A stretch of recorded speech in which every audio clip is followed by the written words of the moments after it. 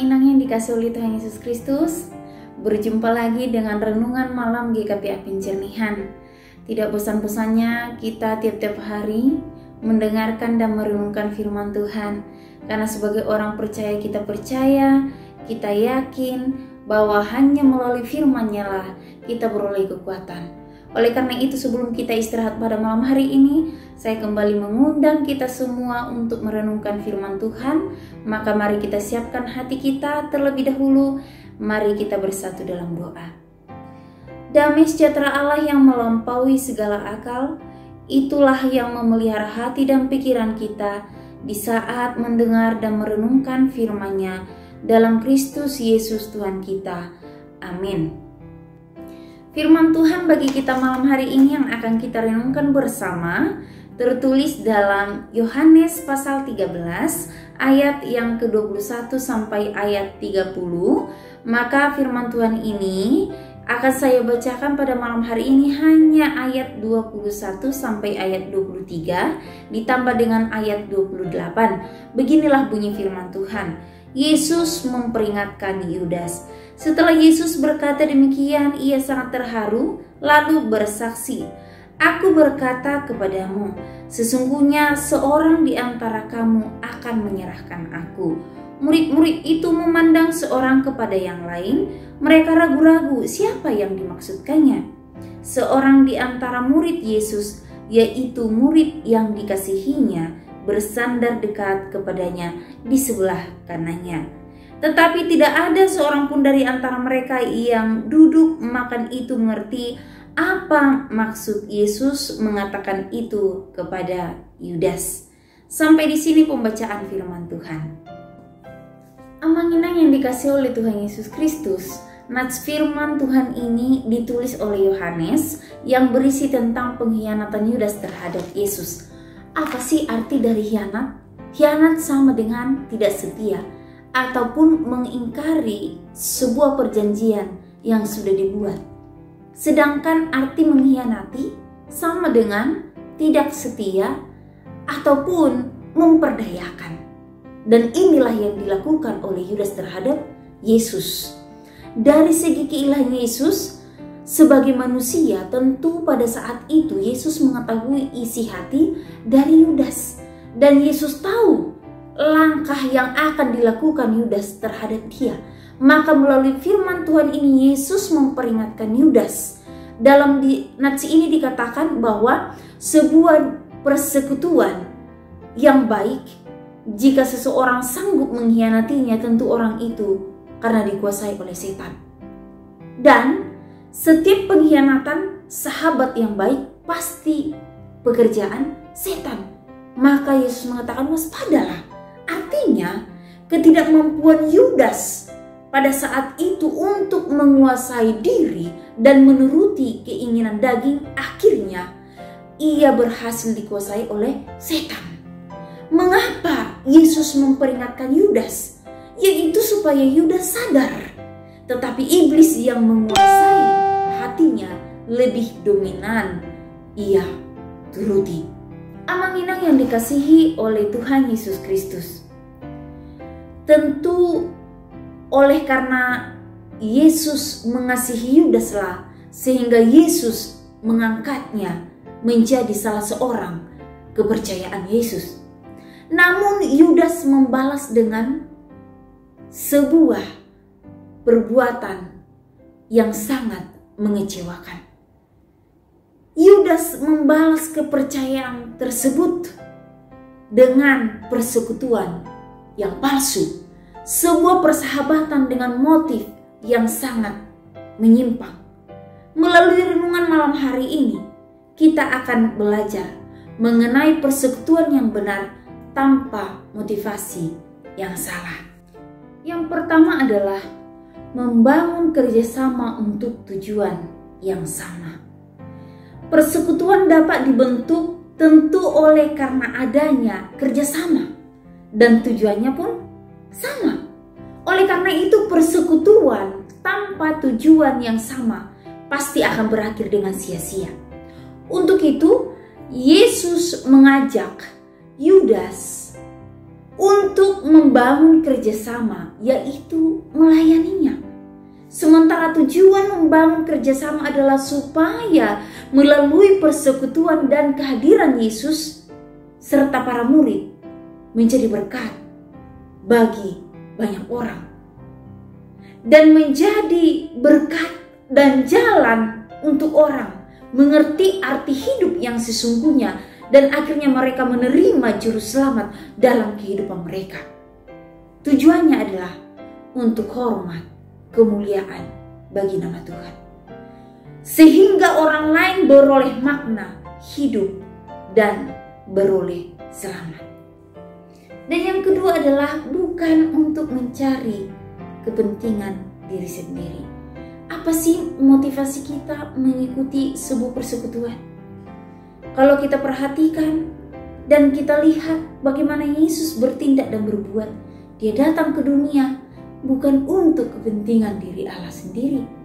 Dia mati di kayu salib. Dia berkorban melayani ke berbagai daerah dan tempat, ditolak, dihina dan dibenci. Bukan untuk dirinya sendiri, melainkan untuk kita manusia. Dan inilah yang dikehendaki Allah dalam sebuah persekutuan. Melayani Tuhan.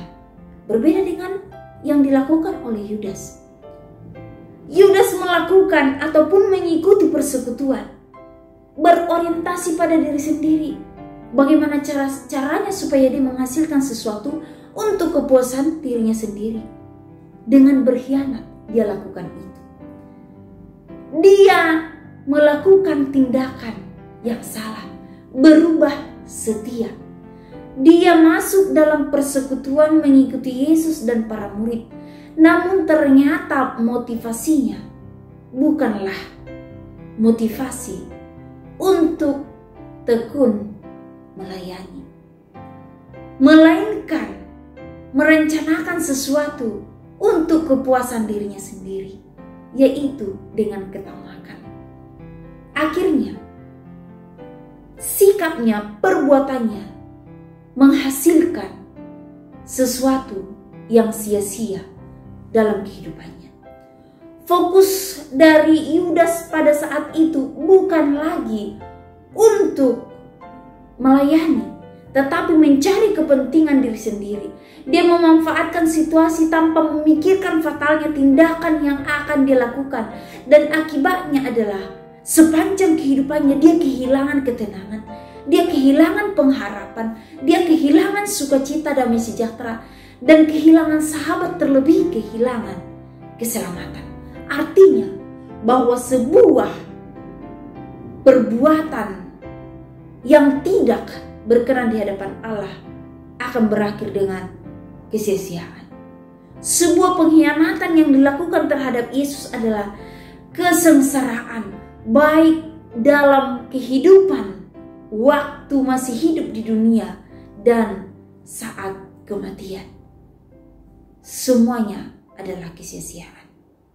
Dan yang ketiga, persekutuan yang benar, yaitu memiliki ketulusan hati untuk saling mendukung, saling menopang dalam segala situasi. Murid-murid Yesus selain daripada Yudas melakukan perjalanan melayani bersama Yesus tentunya dengan hati yang tulus, sehingga mereka menikmati kebersamaan bersama dengan Yesus, melakukan perjalanan melayani bersama Yesus tentunya dengan hati yang sangat terbuka. Bahkan setelah Yesus mati kembali naik ke surga, mereka tetap melayani Tuhan. Sekalipun mereka ditolak, dihina, sama seperti Yesus ketika melayani bersama dengan para murid. Tetapi itu tidak mengurangi semangat mereka untuk tetap melayani Yesus dengan motivasi yang benar. Berbeda dengan Yudas.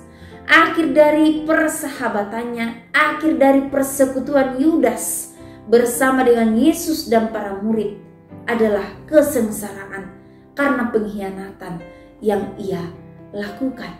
Dia ingin memuaskan dirinya sendiri. Dia mencari keuntungan untuk dirinya sendiri dan akhir dari persahabatannya adalah kehancuran. Akhir dari persekutuan dengan motivasi yang salah adalah kehancuran. Amang-inang yang dikasih oleh Tuhan Yesus Kristus, apapun latar belakang pengkhianatan Yudas, yang pasti ia mendapat cela seumur hidupnya. Ia ditolak secara sosial dan ditolak masuk dalam kekekalan. Ini adalah fatal. Dan itulah upah yang diterima oleh karena pengkhianatan dalam sebuah persekutuan yang dilakukan oleh Yudas. Pelajaran penting dari firman Tuhan pada malam hari ini.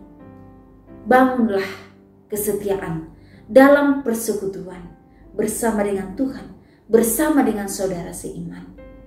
Hindarilah kejahatan, utamakanlah penguasaan diri, jauhilah ego, jauhilah ketamakan, sehingga tanamkanlah yang baik dalam hati kita, motivasi yang benar dalam melayani Tuhan, menjadi saksi, sehingga kita menjadi berkat. Jangan berkhianat, karena sifat anak Tuhan adalah taat.